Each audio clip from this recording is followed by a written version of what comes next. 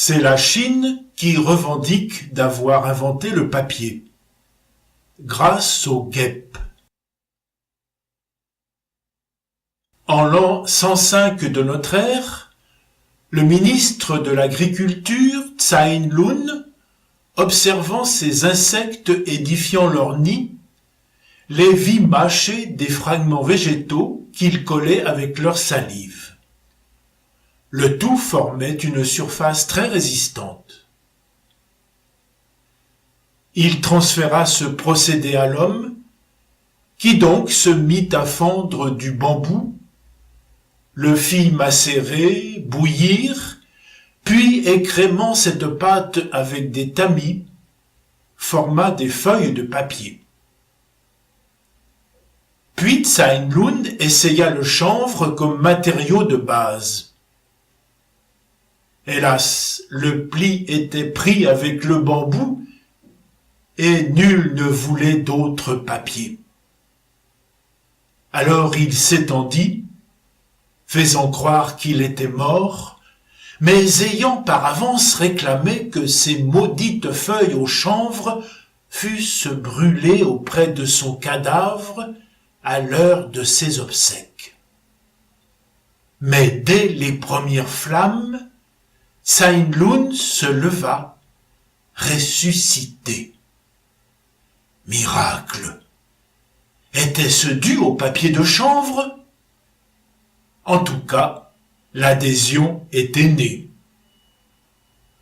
Plus tard, ce seront les Arabes qui, ayant capturé des papetiers chinois à la bataille de Samarcande, que faisaient-ils donc là, leur firent avouer plus ou moins cordialement les secrets de leur art.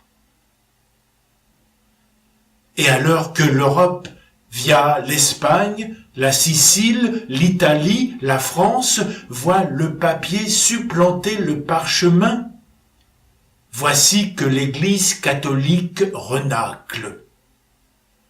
Ce papier, ne sent-il pas le soufre ? Car les Mahométans l'ont utilisé pour répandre leur Coran, le livre des livres.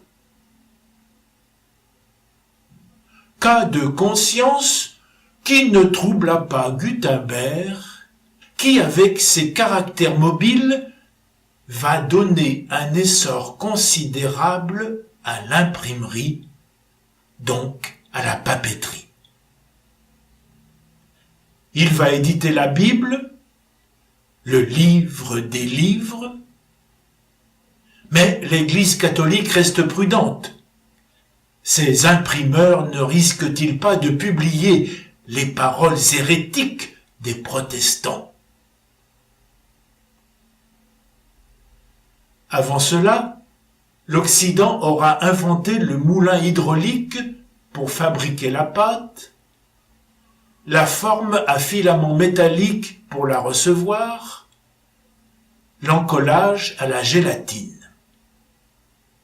La profession de papetier est devenue fort honorable, et leurs machines à eau disputent désormais le courant des rivières aux moulins à grains et autres forges et scieries. En 1783, les frères Montgolfier, papetiers, feront démonstration d'un ballon à air chaud fait de coton cousu sur du papier.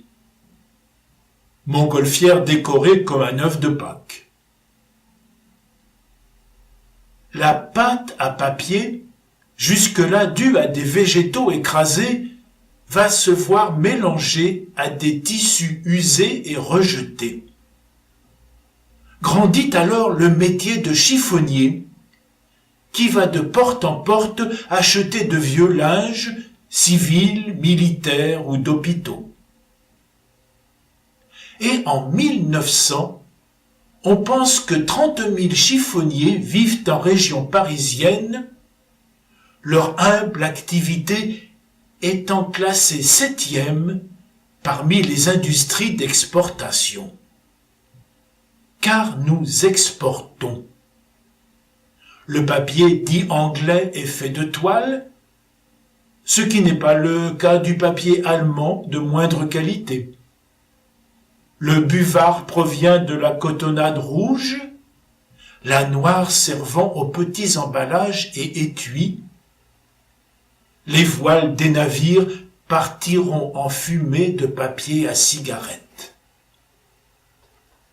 Le métier de chiffonnier exige d'être prompt à déceler la bonne affaire, mais aussi à riposter aux coups de poing, car on se bat souvent comme chiffonnier.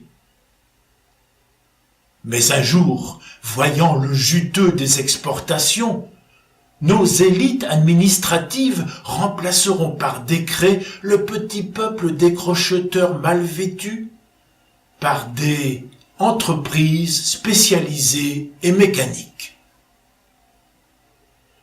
Pourtant, le bois va supplanter les vieux tissus. Retour aux guêpes.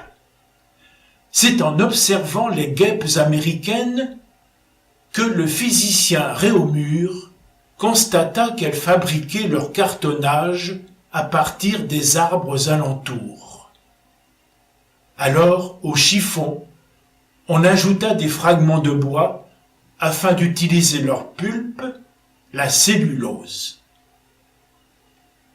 Malgré que le papier de bois soit moins moelleux que celui provenant d'étoffes déjà filées et ayant acquis souplesse et résistance, il finira par l'emporter, la préférence allant au pin et conifères. L'industrialisation croissante ferma les moulins papetiers.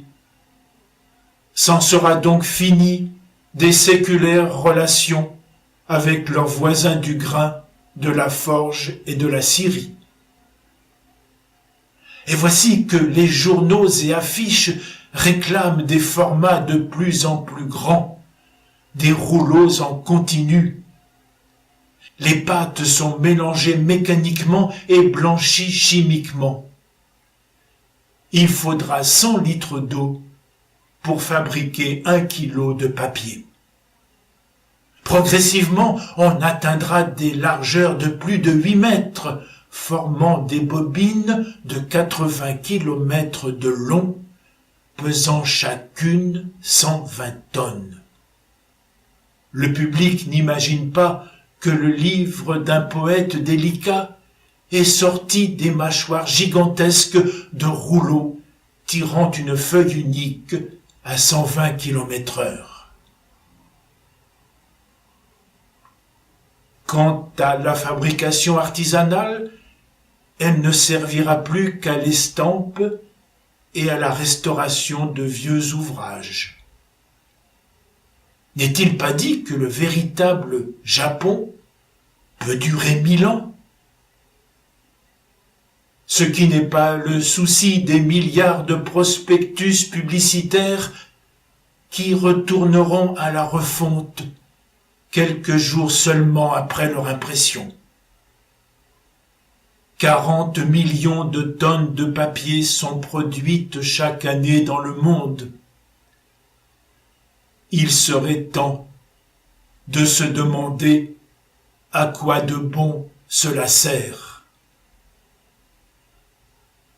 Alors que nous entendons plus le langage des arbres, nous devenons sourds au verbe humain qu'on imprime sur eux.